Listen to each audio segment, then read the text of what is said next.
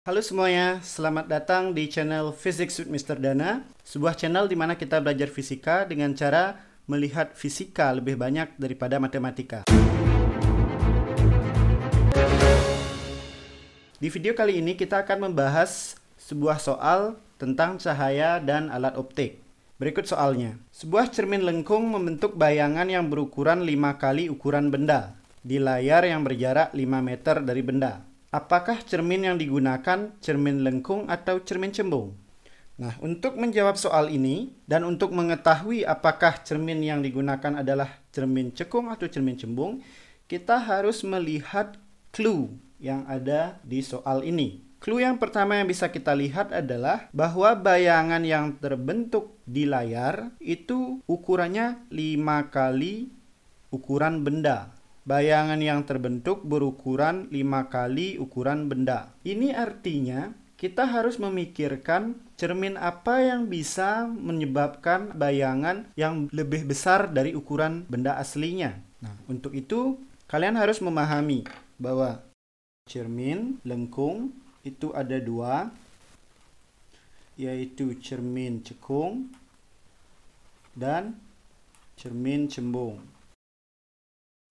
Nah, dari kedua cermin ini kita harus mengetahui cermin mana yang mampu menghasilkan bayangan yang lebih besar dari ukuran benda. Mungkin kalian sudah belajar bahwa sifat bayangan yang dihasilkan oleh cermin cembung itu selalu sama. Dimanapun kita letakkan benda di depan cermin, mau jaraknya 1 meter, 1 senti, atau jauh sekali, maka sifat bayangan yang terbentuk akan selalu sama, yaitu maya, tegak, dan diperkecil. Nah, sedangkan cermin cekung, ukuran atau sifat bayangan yang terbentuk tergantung dari posisi benda itu ke cermin. Jika kita letakkan benda dekat dengan cermin, 1 senti di depan cermin, dan jika kita letakkan benda 2 senti di depan cermin atau 10 senti di depan cermin, maka sifat bayangan yang terbentuk itu akan berbeda-beda tergantung jarak benda ke cermin. Ini sifat bayangan yang terbentuk tergantung dari jarak benda ke cermin. Nah, dari sini bisa kita simpulkan bahwa cermin lengkung yang digunakan di dalam soal ini itu tidak mungkin cermin cembung. Karena sifat bayangan yang dihasilkan oleh cermin cembung itu selalu diperkecil. Sedangkan dalam soal ini, sifat bayangan yang dihasilkan itu 5 kali dari ukuran benda. Maka kesimpulannya adalah cermin lengkung yang dipakai di soal ini adalah cermin cekung. Karena di cermin cekung, sifat bayangan yang dihasilkan bisa lebih besar dari ukuran benda, bisa juga lebih kecil dari ukuran benda, tergantung dari jarak benda ke cermin. Jadi di sini jawabannya adalah cermin cekung. Soal nomor 2. Apakah bayangan yang terbentuk nyata atau maya? Mengapa? Nah, untuk menjawab soal ini, kita harus mencari clue-nya lagi di soal. Nah, di soal dikatakan bahwa bayangan yang berukuran 5 kali ukuran benda itu terbentuk di layar. Terbentuk di layar yang berjarak 5 meter dari benda. Nah, untuk bisa mengetahui atau membuat kesimpulan apakah bayangan itu nyata atau maya, kita harus memahami apa yang dimaksud dengan bayangan nyata dan bayangan maya. Nah, sekarang saya akan jelaskan. Nah, bayangan nyata adalah bayangan yang berada di dunia nyata. Bayangan yang berada di dunia kita. Jadi bayangan itu bisa kita sentuh. Nah, contoh bayangan nyata adalah bayangan yang kita lihat ketika kita menonton wayang. Atau ketika kalian menonton film atau video dengan menggunakan proyektor. Bayangan itu berada di dunia kita. Jadi bayangan nyata ini bisa kita sentuh karena dia berada di dunia nyata, seperti bayangan wayang dan bayangan proyektor. Sedangkan bayangan maya itu adalah bayangan yang berada di dunia cermin. Nah, bayangan ini tidak bisa kita sentuh karena dia berada di dunia cermin. Contohnya seperti ketika kalian bercermin, bayangan kalian ada di dunia cermin, jadi tidak bisa kita sentuh. Nah, dalam kasus ini apakah bayangan yang terbentuk bayangan nyata atau bayangan maya? Kita harus bisa melihat clue bahwa bayangan di sini dikatakan terbentuk di layar. Kalian tahu apa itu layar? Layar itu seperti tembok atau kertas yang kita pakai untuk menampilkan gambar video ketika kita memakai proyektor. Nah, layar itu terletak di mana? Apakah di dunia nyata atau di dunia maya? Nah, layar itu tentunya berada di dunia nyata. Sehingga nanti bayangan yang terbentuk di layar itu pun berada di dunia nyata. Dengan demikian, dapat kita simpulkan bahwa bayangan yang terbentuk dalam kasus ini adalah bayangan nyata. Sekarang selanjutnya adalah soal nomor 3. Gambarkan sketsa kejadiannya. Kita sudah memiliki beberapa clue yang dapat membantu kita untuk menggambar sketsa yang terjadi dalam kasus ini. Clue yang pertama yang kita miliki adalah bahwa cermin ini adalah cermin cekung. Nah, misalkan cerminnya ada di sini. Kemudian clue yang kedua yang kita miliki adalah bahwa bayangan yang terbentuk di layar itu berjarak 5 meter dari benda. Nah, ini adalah cermin. Misalkan ini adalah sumbu utamanya. Dan ini adalah titik fokus.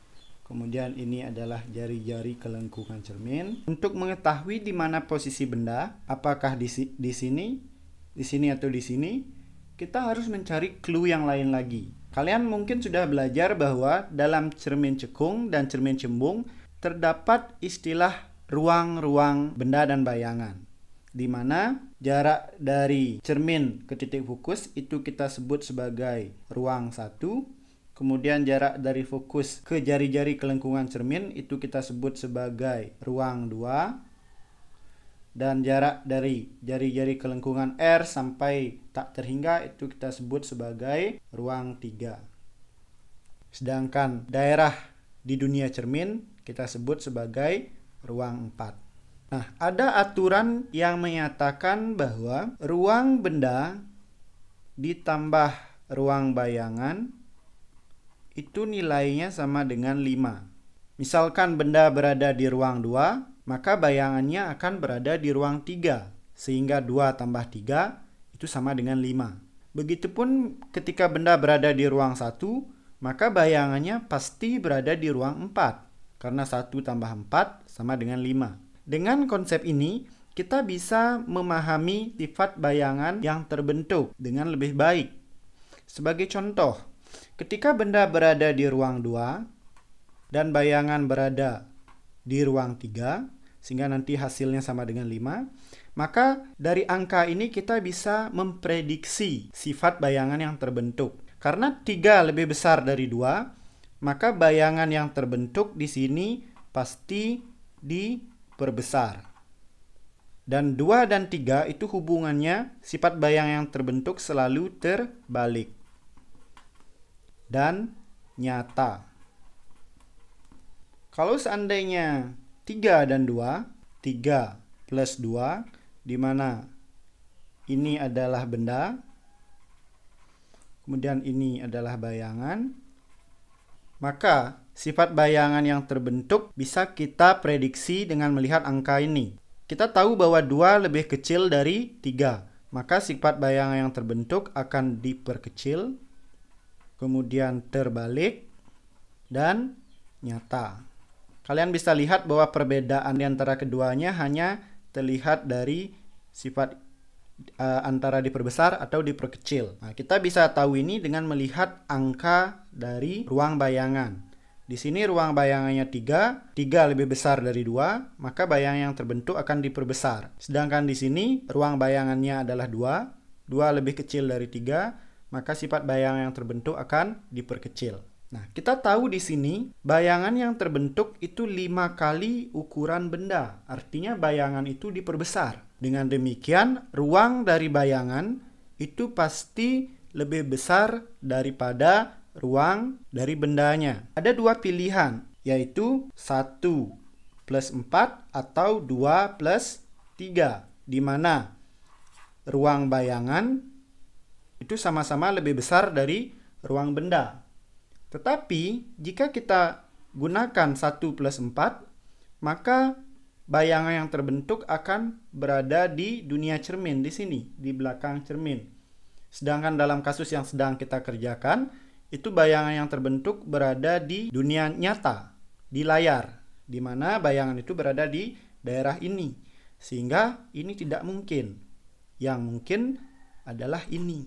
Jadi, kesimpulannya adalah bahwa bayangan yang terbentuk itu berada di ruang 3 dan memiliki ukuran 5 kali ukuran benda. Karena bayangan berada di ruang 3, otomatis bendanya berada di ruang 2. Jadi kalau kita gambar bendanya ada di sini dan bayangannya ada di ruang 3 dengan sifat diperbesar, terbalik, dan nyata. 5 kali lebih besar. Jadi kalau digambar bisa bentuknya seperti itu. Di soal ini dikatakan bahwa bayangan itu terbentuk di layar yang berjarak 5 meter dari benda. Jadi ini bayangan yang berada di layar, itu jaraknya 5 meter dari benda. Jadi inilah sketsa gambar kejadian yang bisa kita gambar dari semua clue-clue yang kita miliki. Oke, selanjutnya adalah soal nomor 4. Tentukan jarak benda dan jarak bayangan dari cermin. Nah, dari soal nomor 3 tadi, kita sudah mendapatkan sketsa atau gambar kejadiannya seperti ini, di mana cermin yang digunakan adalah cermin cekung dan bendanya berada di ruang 2 serta bayangannya berada di ruang 3 dengan sifat terbalik, diperbesar, dan nyata seperti ini. Kita juga mendapatkan clue bahwa jarak bayangan ke benda itu adalah 5 meter. Nah, dengan sketsa kejadian ini, kita bisa menjawab pertanyaan nomor 4. Di soal nomor 4 ini, kita disuruh menentukan jarak benda dan jarak bayangan dari cermin. Nah, kalian semua mungkin sudah tahu bahwa jarak benda ke cermin itu disimbolkan dengan S, sedangkan jarak bayangan ke cermin itu disimbolkan dengan S aksen. Nah, di soal nomor 4 ini, kita disuruh menentukan S dan S aksen. Nah, dari sketsa kejadian ini kita mendapatkan clue bahwa jarak bayangan itu adalah 5 meter ditambah jarak benda ke cermin. Jadi kita mendapatkan clue S aksen itu sama dengan S ditambah 5 meter. Nah, kemudian clue yang kedua yang kita dapatkan adalah bahwa bayangan yang terbentuk berukuran 5 kali ukuran benda. Nah, kalian mungkin sudah belajar tentang perbesaran bayangan, di mana perbesaran bayangan itu disimbolkan dengan M dan ditentukan dengan cara membagi jarak bayangan dengan jarak benda. Nah, dengan menggunakan dua clue ini, kita akan menentukan jarak benda S dan jarak bayangan S aksen. Dari sini kita mendapatkan bahwa perbesaran bayangan yang terjadi itu adalah 5 kali ukuran benda. Sehingga 5 sama dengan S aksen per S. S aksen sama dengan 5S. Nah, kemudian dari sini kita akan padukan dengan persamaan yang pertama. S aksen sama dengan S aksen. 5S dari sini itu sama dengan S ditambah 5. Kita pindahkan S yang ini ke kiri. 5S kurang S sama dengan 5. Sehingga ini akan menjadi 4S sama dengan 5. Sehingga S sama dengan 5 per 4. Atau sama dengan 1,25 cm. Jadi inilah jarak dari benda ke cermin. Nah, sekarang untuk menentukan jarak bayangan ke cermin, yaitu S aksen, kita tinggal substitusi nilai S 1,25 cm ini ke persamaan yang pertama. S aksen sama dengan S tambah 5. Nah, tadi kita sudah mendapatkan nilai S 1,25 cm tambah 5 cm. Maka jawabannya adalah 6,25 cm. Nah, sorry, yang tadi ini adalah cm juga ya. Jadi jawabannya adalah jarak benda ke cermin adalah 1,25 cm dan jarak bayangan ke cermin adalah 6,25 cm. Oke, sekarang selanjutnya soal nomor 5. Jari-jari kelengkungan cermin tersebut adalah 25 per 12 cm. Benar atau salah? Kalian mungkin sudah mengetahui apa yang dimaksud dengan jari-jari kelengkungan. Jika kita memiliki sebuah cermin cekung seperti ini, Maka jika cermin cekung itu kita perpanjang, maka dia akan membentuk sebuah lingkaran, di mana jarak dari pinggir cermin ke titik tengah itu namanya jari-jari kelengkungan yang kita sebut dengan R. Setengah dari R ini adalah titik fokus F. Nah, dalam hal ini kita ditanya jari-jari kelengkungan cermin, maka kita akan mencari berapa nilai R. Nah, untuk mencari besarnya nilai R, kita tidak memiliki rumus yang langsung menghubungkan R dengan S dan S aksen. Yang kita miliki adalah sebuah rumus yang menghubungkan F dengan S dan S aksen. Oleh karena itu, kita akan tentukan nilai F dulu, nanti baru kita akan menentukan nilai R. Kalian semua mungkin sudah familiar dengan sebuah rumus di mana 1/F sama dengan 1/S plus 1/S aksen. Nah, dengan menggunakan rumus ini, kita akan menentukan nilai F. 1/F sama dengan 1/. Nah, ini tadi 1,25, kita biarkan saja 5/4 ditambah 1/S aksen. S aksen tadi 6,25, berarti ini sama dengan 5/4. Kenapa saya lebih memilih pecahan daripada desimal? Karena nanti untuk mempermudahkan kita dalam melakukan perhitungan. 1/F sama dengan, nah ini kita balik sehingga menjadi 4/5. Ditambah, kalian tahu 5/4 ini adalah pecahan campuran. Sehingga kalian bisa ubah menjadi, ini kalian kalikan kemudian ditambah. 4 kali 5, 20, 20 tambah 5, 25/4. Nah, sehingga hasilnya menjadi 1/25/4. Ini akan terbalik menjadi 4/25. Nah, dari sini kalian bisa lihat bahwa penyebutnya sama-sama kelipatan 5, sehingga kita bisa mengerjakan ini dengan lebih mudah. Nah, kita sama-sama kalikan 5, sehingga nanti di sini kali 5, di sini juga kali 5. Kita mendapatkan 20/25 ditambah 4/25, sehingga kita mendapatkan 24/25. Nah, itu adalah nilai 1/F yang kita peroleh. Sedangkan yang ingin kita cari adalah F, sehingga yang kita lakukan hanya tinggal membaliknya, yaitu 1/F kita balik menjadi F/1. Nah, ini sama dengan kita balik juga sisi sebelah kanan, yaitu 25/24 cm. Atau bisa disimpulkan di sini bahwa nilai F itu sama dengan 25/24 cm.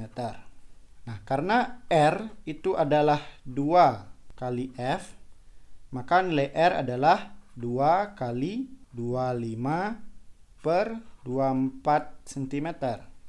Ini bisa kita sederhanakan, sama-sama bagi 2, di sini dapat 12, sehingga nilai R adalah 25/12 cm, di mana nilai ini sama seperti yang disebutkan di soal nomor 5, yaitu 25/12. Jadi jawaban di sini benar atau salah? Jawabannya adalah benar.